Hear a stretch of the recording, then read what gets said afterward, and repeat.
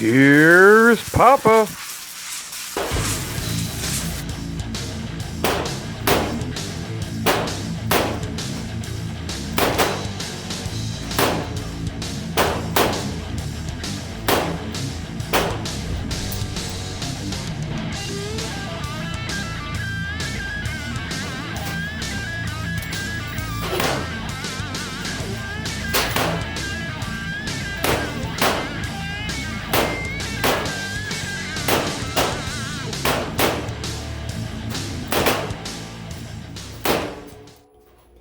Hello, 45 Alpha Charlie Papa channel, and today we are taking a look at the Ruger Redhawk. This is part 2. This is the resolution of the issues I was having from part 1, the initial review of this revolver.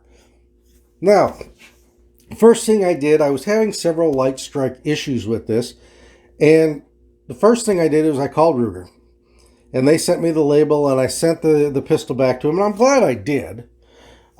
They took about 4 weeks to turn it around. Now, when I sent it in, I knew that they were going to be backlogged. 4 weeks prior to me sending it in, they had 7 nor'easters come through within a 4-week period. So I knew they were going to be a little behind. Shipping was, a little bit slow. I knew that. So a 4-week turnaround wasn't that bad. And I can guarantee that in those 4 weeks, through those 7 nor'easters, none of the stores ran out of toilet paper. Anyway,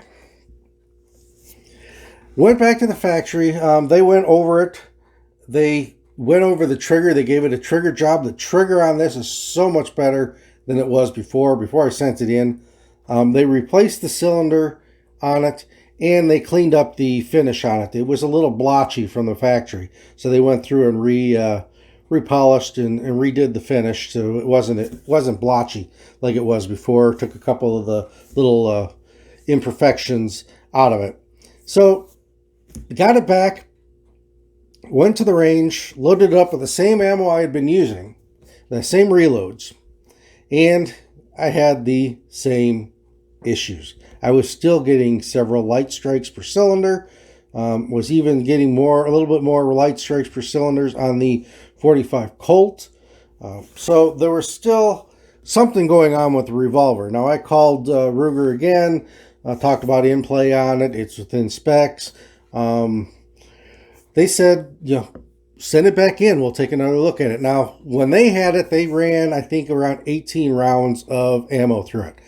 Thought that was kind of a low number considering last time when I sent my SR9 in, they went through about 60 rounds of ammo, but they only went through about 18 rounds of ammo in this, and they didn't have any problems. So before I sent it to Ruger, I thought, these are all reloads that I've been shooting through this, and the reloads I'm having issues with. Don't have issues with them in my other guns, but I'm having issues with them in this. So I thought, well, let's actually go out and buy some factory ammunition and see how that works. So I bought 2 100-round boxes of green and white box Remington ball ammo, 45 ACP, and I ran that through this gun, and all my issues went away. I didn't have one hiccup. In fact, I even ran a zombie shoot with the revolver using the Remington ammo and did not have one light strike, no misfires whatsoever. I did get some Remington 45 Colt, some hunter rounds, and ran them through this, and I haven't had an issue with those. So the reason I was picking up some factory ammo was that I wanted to write down what factory ammo I was having issues with, so that if I sent it back to Ruger, I can pinpoint it to, hey, it's this Remington or this Winchester or this whatever. So I wasn't having any issues with factory ammo or the factory ammo that I was buying. I started looking into this on some of the forums, and it is a known issue of light strikes with the Redhawk revolvers, particularly with us reloaders. Not necessarily so much with people buying factory ammo. Now, I'm sure if you buy some Tooler or something like that, you may see some issues with it, but it was with us reloaders. Now, us pourers like to shoot too. If I reload, I can shoot a lot more, but it was really prevalent in those guys that use these in competition. And that's where The issues were kind of found. They're known. Not every Redhawk does this. It is a small number of them, but it is something that is out there and known, particularly among reloaders. And a lot of competition shooters reload.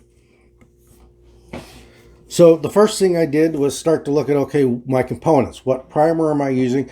I went through Remington's boxed ammo. I figured, well, I'll just buy some Remington primers. That should solve my problems. No, that didn't solve the problem either. It was about the same, maybe not quite as prominent as the Winchester primers I was using. Now, Winchester primers, large pistol primers, are kind of interesting because they only make one, and it's rated for both Magnum and standard rounds. So they're evidently a little bit harder primer than most. So I used Remington primers. I still had some light strike issues. I was still having some problems. Eventually, I switched to Federal primers. And as soon as I switched to Federal primers, just standard large pistol primers, my issues went away. I haven't had an issue with this gun using Federal primers. It goes bang every time. I'm very, very happy with it. But it took me a while to kind of figure out what was going on. And there was a couple other things that I did with this too. And there's some other stuff you can do. If you don't want to just use the one primer, you want to use the other primers. Bowen Classic Firearms. They're known for their revolvers. They do a lot of custom work, do a lot of rebarrels. They make an extended firing pin. Okay, we are a little closer here so you can kind of see a little bit what's going on. Let's go ahead and pull this. We'll check it. The firearm is empty. And it appears that where they're having the issues with these is in this transfer bar mechanism here. In single action, the hammer goes all the way back and has enough energy to transfer that energy through that transfer bar to the firing pin to the primer. But when you're shooting in double action, that hammer releases about right there. But in single action, you've got that little bit extra. You can see it kind of short strokes a little bit in double action, but in single action, you're back here.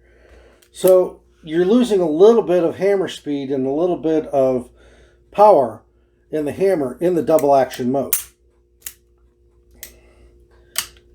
So there's a few things that they do out there. Bowen, as I mentioned, makes a replacement firing pin for these. It's a little bit longer. Now, I think the Bowen solution is kind of a Band-Aid solution, but it is out there, and it does seem to work for most guys. There's a few other things that you can do with this without having to go out and try to replace this firing pin. It's a very difficult job. It's something that really a gunsmith needs to do.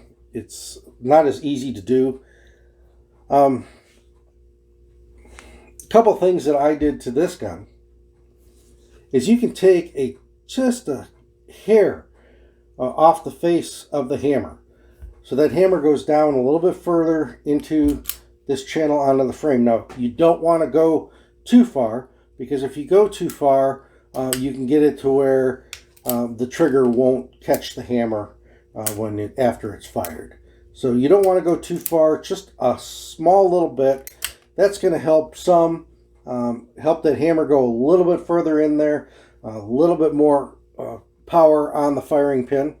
The other thing that I did was I went through, and these were very sharp edges through here. And if you look on the hammer, you can see a little bit of scraping here on both sides. So I broke the edge. I took a file and I broke the edge along here, just so you didn't have that sharp edge there, just to make sure there wasn't any burrs or anything affecting the hammer. I did take, like I said, I took a little bit off here. So I did a little bit of work to it to get it to run a lot better. I haven't had any issues with it since I switched to the Federal primers. It seems to operate really good. This trigger is just so much better than it was when it came out of the factory. They really did a good job redoing the trigger. So if you're having light strike issues with your Redhawk, there's things you can do to take care of that, especially if you're a reloader. I basically have stocked up on Federal large primers, so I can run them through this gun and not have an issue. I haven't had an issue with the Federal primers. I have run a few, and I got to do some more testing. But if you're running small pistol primer 45 ACP through these, be very careful and aware of. I wasn't getting any light strikes, but I was getting some squib loads with those. So I've got to do a little bit more playing around with that. Maybe it's just I was using a slow powder. I need to use a little faster powder. It should work, but I think the small primers don't put out as much heat and flame as the large ones do. In a semi-auto, it doesn't seem to matter, but in a revolver, it can throw things off a little bit. But this is 45 Alpha Charlie Papa channel, and I just thought I'd bring this out to you, kind of give you my resolution, what I've done to get this gun to function and fire, what Ruger did for me. If I do have some issues with some factory ammo at some point or something, I'll call Ruger again and say, hey, having a few problems with this particular ammo. But as long as I feed it the Federal primers, the factory ammo I've been using has been going through it just fine. It just seems to be us reloaders. It's another indication that the supplies that we get as reloaders are not the same supplies that they use at the factories. So this is 45 Alpha Charlie Papa channel, and I am out. Federal primers.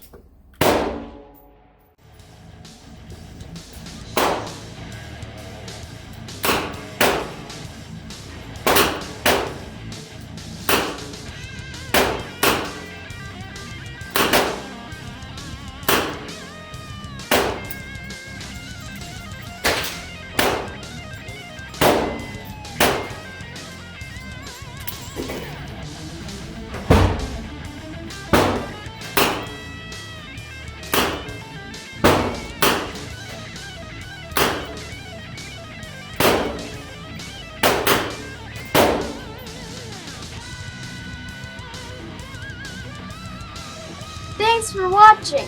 Please subscribe.